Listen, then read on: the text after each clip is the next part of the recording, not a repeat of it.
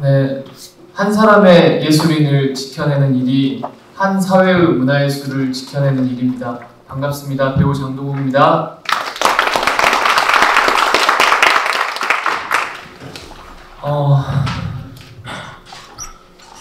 광주에서 왔습니다. 네, 광주에서 집에서 출발할 때 이렇게 매미가 울음소리가 이렇게 기세가 떨어졌길래 이제 좀 여름 가고 가을 오나 보다 했더니 국회에 왔더니 겨울이네요. 너무 추워가지고 적당함이 없는 건가 너무 추워서 아마 에어컨이 잠시 꺼진 것 같은데 이따 더우시면 말씀하시면 다시 틀어드린다고 합니다. 무대에만 섰지 이렇게 연단 앞에서 무언가 이야기하는 게 사실 상당히 어색하고 낯섭니다. 그래서 오늘 이렇게 새로운 민주주의에 대해서 좀 이렇게 여러분들한테 이야기를 드릴 때 제가 그동안 살면서 경험했던 어떤 교육, 그리고 제가 일하는 제가 환경 속에서 경험했던 어떤 민주주의, 그리고 제가 이렇게 뭐 가정에서 또 경험했던 여러 다양한 민주주의, 그리고 광주 5.18 민중항쟁을 통해서 제가 느꼈던 민주주의에 대해서 제가 좀 편안하게 여러분들한테 이야기를 해보려고 합니다. 근데 이제 뭐 이렇게 발표하는 거나 이런 것들이 되게 낯설어서 제가 내용을 적어왔고 이렇게 뭐 대본을 리딩한다라는 생각을 가지고 편안하게 전달을 해보겠습니다. 그냥 편하게 들어주시면 좋을 것 같습니다. 네. 새로운 민주주의가 어떤 모습이어야 할까에 대해서 되게 많이 자료를 준비하면서 고민을 했던 것 같습니다. 뭔가 누구를 위한 민주주의가 되어야 하는가, 그리고 어떠한 형태의 민주주의가 되어야 하는지를 되게 많이 고민을 했는데요. 제가 생각해 보니까 제가 민주화된 그 사회에서 나고 자랐고, 그리고 제가 뭐 참혹했던 그 군사 독재 시간을 제가 경험한 것도 아니고, 그리고 제가 광주의 5.18을 경험한 것도 아닌 그 세대여서 저는 대부분 민주화는 이렇게 교육을 통해서 배웠던 것 같습니다. 제가 교육받았던 때를 돌아보니까 그 반장이 되면은 햄버거를 사주겠다는 그 친구를 선택하면서 제가 처음 선거라는 것을 경험했습니다. 그래서 투표를 하면 햄버거를 먹을 수가 있었고요. 그리고 햄버거가 배달 왔던 그 시간만큼은 잠시나마 아주 그 괴로웠던 수업에서 벗어날 수 있었던 것 같습니다. 그때 초등학생 때였던 것 같아요. 제가 이후에 환경부장 혹은 뭐 체육부장을 하면서 저에게 햄버거, 저희 반에 햄버거를 사줬던 친구의 그 재선을 돕는 이렇게 활동들도 좀 활발하게 했던 것 같아요. 친구들하고도 친하게 지내고 축구도 같이 하고, 네, 그러면서 학내 정치를 좀 경험했던 것도 같습니다.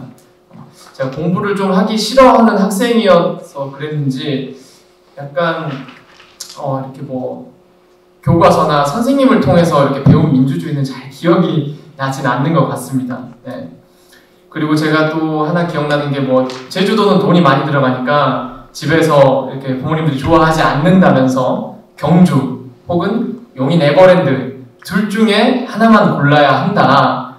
반드시 그렇게 둘 중에 한 곳을 골라야 했던 초등학교 6학년 때 처음으로 이렇게 둘 중 하나만 선택해야 되는 어떤 양자택일 혹은 뭐 다수결 이런 것들이 좀 문제가 있지 않나? 나도 다른 곳을 좀 가보고 싶은데 어떠한 말도 없이 그 주어진 어떤 선택지에서만 골라야 하는 것들, 그리고 어떤 것들을 다른 생각을 갖고 있음에도 다른 생각을 갖고 있다는 이야기를 쉽게 꺼낼 수 없는 것들에 대해서 되게 눈치를 많이 봤던 것 같습니다. 그래서 그때 다수가 선택한 그 생각에 반하는 말을 하면 눈치가 보이니까 그냥 을에 맞겠거니 따라갔습니다. 네, 그리고 어떤 소수의 의견을 필요하면 이렇게 불편해하는 그 분위기에 이렇게 뭔가 살포시 맞춰갔던 그 시작이 됐던 시점도 그때였던 것 같습니다. 그래서 저는 오늘 제가 이야기를 하면서 어떤 새로운 민주주의에 대한 어떤 대안이나 민주주의에 대한 어떤 이론들 이런 것들을 공유하기보다 좀 제가 경험했던 것들을 통해 질문을 이렇게 해보자 합니다. 그래서 교육이 상당히 중요하지 않나 하는 생각을 제 초등학교 경험을 통해서 말씀드려봤습니다. 그리고 제가 배우로 이렇게 활동을 하면서 제가 일터에서 겪고 그리고 제 가정에서 겪었던 민주주의에 대해서 이야기를 좀 해보겠습니다. 무대 밖으로 나온 예술인과 병원 밖으로 나온 간호조무사의 이야기입니다. 2020년 8월 광주시 산하공공예술단인 광주시립극단의 공연 준비 과정에서 그 예술인에 대한 노동인권 침해, 그리고 직장 내 괴롭힘, 성희롱, 그리고 안전사고 발생, 사찰, 발생할 수 있는 모든 문제가 한 공연을 만들어가는 과정에서 다 발생했습니다. 제가 그 공연에 참여를 했고요. 네, 함께 참여를 했었습니다. 그래서 인간의 존엄을 훼손하고 예술인들의 직업적 권리를 침해한 주체의 잘못을 밝히고 그 잘못에 상응하는 처벌을 받게 하기 위해서 그 공론화를 했는데요. 그 과정이 정말 쉽지 않더라고요. 네, 아마 공론화를 많이 해보신 분들이 있을 것 같은데 정말 쉽지 않았습니다.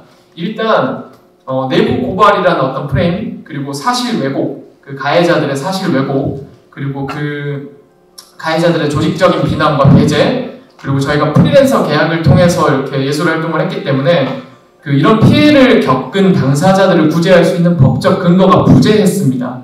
네, 그런 상황에서 예술인들이 어떤 것들을 해나가는 일이 너무나 어려웠던 것 같습니다. 그래서 뭐 민주적 절차가 있고 매뉴얼이 다 있고 뭐 조례에 근거해서 운영되는 뭐 예술회관이고 여러 제도가 있는 것 같은데 이게 다 무슨 소용이지? 이런 것들에 명시되어 있는 모든 주체를 찾아다녔습니다.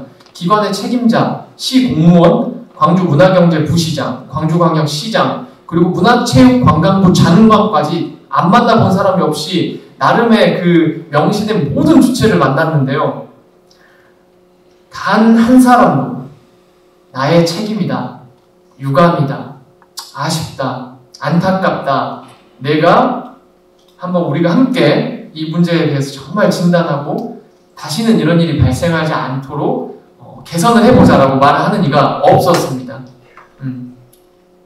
예, 제가 무대에서 13, 14년을 예술 활동만 하다가 무대 밖으로 나와보니까 처참하더라고요. 저는 우리 예술계만 이렇게 무대 안에 되게 어려운 상황이 많나 싶었는데 무대 밖은 더 심한데? 그리고 무대 밖에서의 어떤 사회 구성원들은 자기가 맡은 역할에 책임조차 지지 않네? 게다가 이들은 우리가 선출을 했거나 혹은 행정에서 공적인 역할을 수행하는 존재임에도 불구하고, 그리고 분명히 이들의 책임이라고 명시되어 있음에도 불구하고 그런 것들을 하지 않는 것에 대해서 너무나 충격을 많이 받았습니다. 3년이 지났지만 지금도 저는 무대로 돌아가고 있지 않습니다. 잊지 못하고 있기도 하고요. 3년 내내 피켓을 들고 그런 것들을 근거로 어떤 예술인 권리보장법 제정을 하는 운동을 하고 지역에서 뭐 조례도 제정하고 여러 가지 활동을 했지만 많이 변했습니다. 법과 제도가 만들어졌고 정책이 만들어졌지만 제 삶에는 변화가 없습니다. 저는 배우기 때문에 무대로 돌아가야 하는데 가해자들이 아주 가벼운 처벌만 받고 현장에 남아있기 때문에 제가 무대로 돌아가는 일은 정말 쉽지 않습니다. 이제 저희 어머니 이야기를 잠깐 통해서 민주주의를 이야기해보려고 합니다. 저희 어머니가 저한테 늘 하는 말이 있었습니다. 제가 이런 활동을 할 때 엄마는 정치에도 관심이 없으십니다. 야 아들아, 야 놈의 자식이 독립군이면 내가 정말로 두 손 다 들고 꽹가리라도 치면서 응원하고 밥도 뭣도 이렇게 다 해다 바칠 것인데, 야 내 자식이 독립군이면은 야 한시도 맘 편할 날이 없이 노심초사해 답답해 죽겠다. 야 공무원 합격은 애두일이라고 하는데 아직 늦지 않았시야? 공무원 시험 봐서 편안히 뽀다더니 이렇게 5개 살아라 아들아. 엄마는 그러게 못 살았다 하는 저희 엄마는 간호조무사입니다. 개인 요양병원에서 일을 하는 간호조무사인데요. 그렇게 못한 녀석이 정을 맞는다. 조금만 이야기를 더 해보겠습니다. 그랬던 그 간호조무사 저희 엄마는 현재 누구도 시키지 않은 일, 하면 할수록 피곤한 일, 그리고 누구도 관심 가져주지 않는 이 공론화 작업을 엄마가 하고 계십니다. 왜? 엄마의 사업장에서 근로기준법을 위반한 사례가 발생했고요. 체불임금, 체불퇴직금 이 문제로 개인요양병원에서 10여 명의 간호조무사분들이 지금 이 문제를 현재 공론화 중입니다.